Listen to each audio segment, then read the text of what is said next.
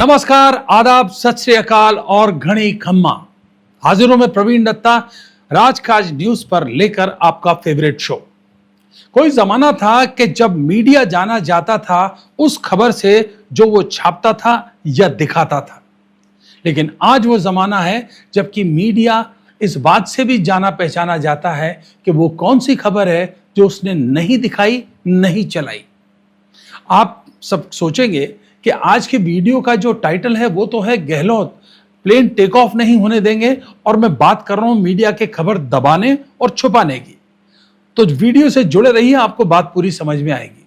असल में अब से कुछ समय पहले की बात है कि भारतीय जनता पार्टी की एक अति महत्वपूर्ण बैठक हो रही थी और उसमें पूर्व मुख्यमंत्री वसुंधरा राजे ने इसलिए हिस्सा नहीं लिया क्योंकि उनके परिवार में किसी के स्वास्थ्य पर कोई दिक्कत थी और वो उसकी तीमारदारी के लिए जाना चाहती थी।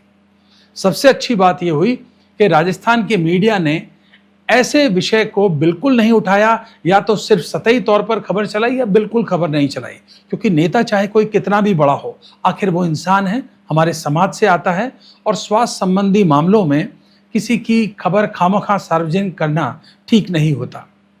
तो ये राजस्थान के मीडिया की एक संवेदनशीलता का उदाहरण है। वहीं इन्हीं दिनों के आसपास राजस्थान कांग्रेस के और देश की कांग्रेस के कद्दावर नेता भी अचानक राजस्थान से गायब हो गए। अब वो जब गायब हुए तो 2-5 दिन तो सब कुछ ठीक चला, फिर जो उनके शुभचिंतक थे या जो पत्रकार थे उन्होंने जानना चाहा कि आखिर ये कद्दावर नेता कहां गए।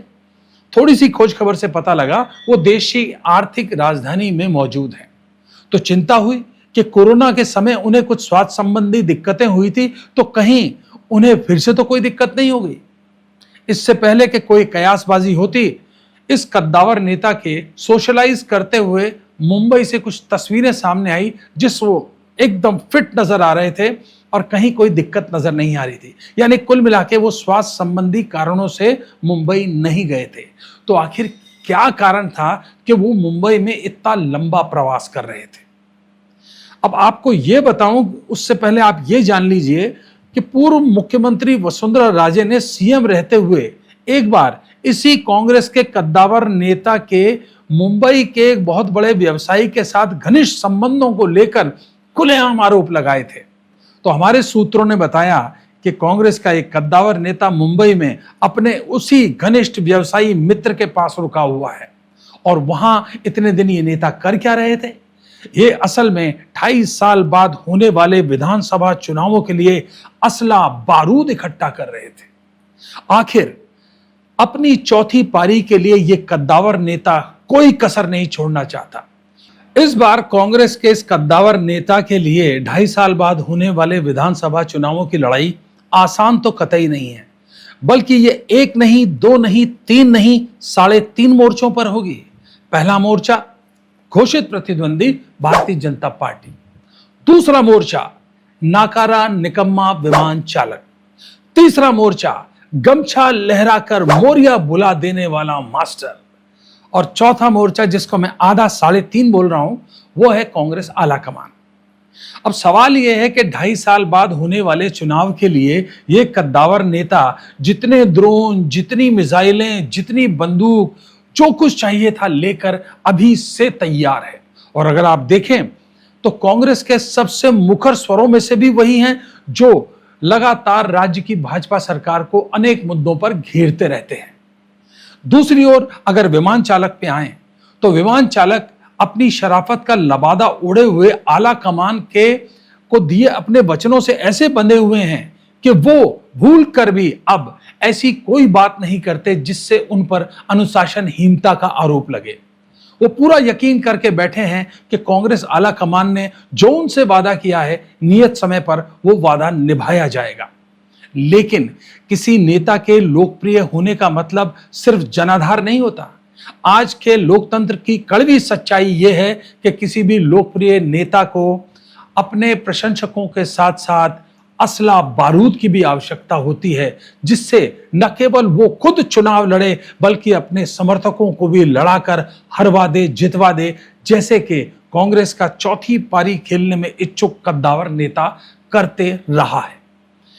तीसरा मोर्चा जो मैंने आपको बताया गमछा लहराकर मोरिया बुला देने का, तो वहां कद्दावर नेता ने आई लव यू जूली नाम का गाना चलाकर उसको धाराशाही करने की तैयारी की है। कुल मिला के यहां दलित कार्ड भी है, पर यह भूलना नहीं चाहिए कि जो आखिरी 3.5वां मोर्चा है वो है कांग्रेस आला कमान का।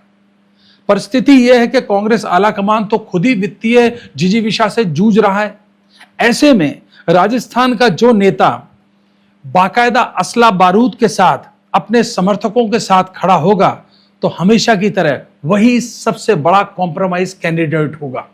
मत भूलिए कि कांग्रेस का यह कद्दावर नेता जब जब भी सीएम बना है, यह अपनी लोकप्रियता के आधार पर नहीं बल्कि बेस्ट कॉम्प्रोमाइज कैंडिडेट के तौर पर बना है।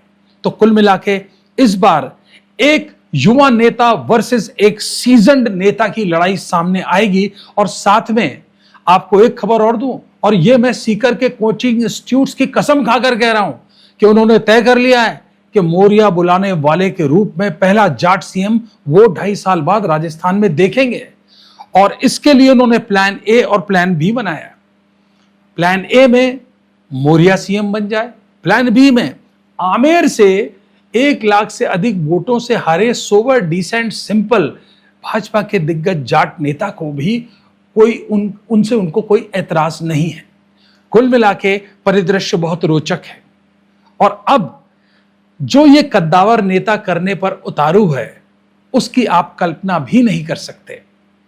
इनके पास एक प्लान बी भी है।